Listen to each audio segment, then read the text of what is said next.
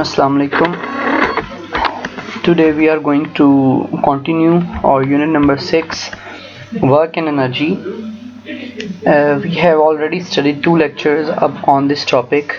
We have studied in the previous 2 lectures about what is work, what is energy, and some kinds of energy, and then we studied some types of energy that we normally use in our daily life. And today we are going to study further about the topic. Yesterday we finished our lecture on chemical energy, so the next topic is nuclear energy that we are going to study today. And here it is. What is nuclear energy? The question that is in front of you is, what is nuclear energy? So we can say that nuclear energy is the energy released in the form of nuclear radiations in addition to the heat and light during nuclear reactions such as fission and fusion reactions. तो जब भी सूरज पे या किसी भी ऐसी जगह पे जहाँ पे बहुत ज़्यादा हीट रिलीज हो रही हो या जहाँ पे एटम्स ब्रेक डाउन हो रहे हो या एटम्स बन रहे हो, तो उस जगह पे न्यूक्लियर एनर्जी रिलीज की जाती है. और न्यूक्लियर रिएक्टर्स के अंदर अगर इस एनर्जी को कंट्रोल कर लिया जाए, अगर इन रिएक्शंस को, फिशन और फ्यूजन रिएक्शंस को कंट्रोल कर लिया जाए, तो हम उससे काफ़ी ज़्यादा एनर्जी हासिल कर सकते हैं, जिसको हम दूसरी एनर्जीज में कन्वर्ट भी कर सकते हैं. मतलब ये एक केमिकल एनर्जी है जिसको हम कन्वर्ट कर सकते हैं in the form of heat and electrical energy. And here you can study the energy coming from the sun for the last billion of years is the result of the nuclear reactions taking place on the sun. Okay, the next topic is interconversion of energy. हम पहले ही पढ़ चुके हैं कि energy कभी भी ख़त्म नहीं होती, एनर्जी हमेशा एक फॉर्म से दूसरी फॉर्म में कन्वर्ट हो जाती है. तो यहाँ पे हम अब ये पढ़ेंगे कि किस तरह एनर्जी एक फॉर्म से दूसरी फॉर्म में कन्वर्ट की जा सकती है. ये आपको एक डायग्राम गिवन है, एक फिगर गिवन है, जिसमें आपको ये बताया गया कि एनर्जी वाटर साइकिल में किस तरह एनर्जी एक फॉर्म से दूसरी फॉर्म में ट्रांसफ़र हो रही है.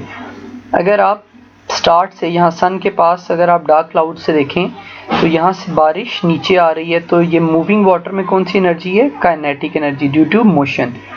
फिर जब ये नीचे आ गया और ये दोबारा थर्मल एनर्जी, मतलब ये हीट को एब्जॉर्ब करेगा पानी, और ये काइनेटिक एनर्जी इसमें दोबारा आएगी और ये दोबारा ऊपर की तरफ मूव करेगा. और जब ये ऊपर चला जाएगा तो इसके अंदर पोटेंशियल एनर्जी स्टोर होगी. तो इस तरह हमारा एक साइकिल कंप्लीट हो जाएगा. The next is major sources of energy. So the typical types that we use in our daily life are petrol, diesel, coal and natural gas. So all of these are called as fossil fuels. और ये हम use करते हैं अपने घरों में खाना बनाने के लिए, फैक्ट्रीज में काम करने के लिए, मशीनरी को चलाने के लिए और बिजली पैदा करने के लिए. Okay ji.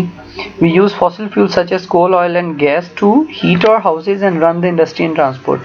They are usually called hydrocarbons, compounds of carbon and hydrogen.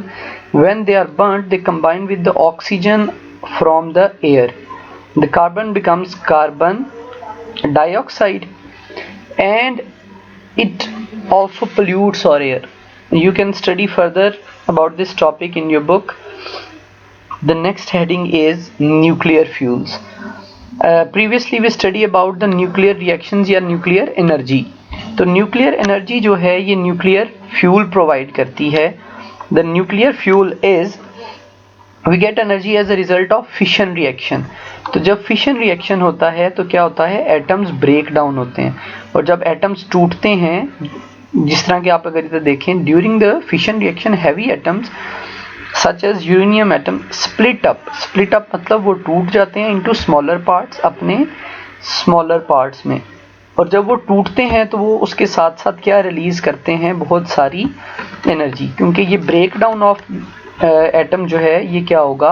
ये एक एक्सोथर्मिक प्रोसेस होगा जिसके नतीजे में बहुत सी हीट एनर्जी रिलीज होगी.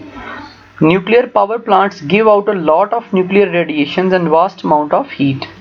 A part of this heat is used to run the power plants, while lot of heat goes waste into the environment.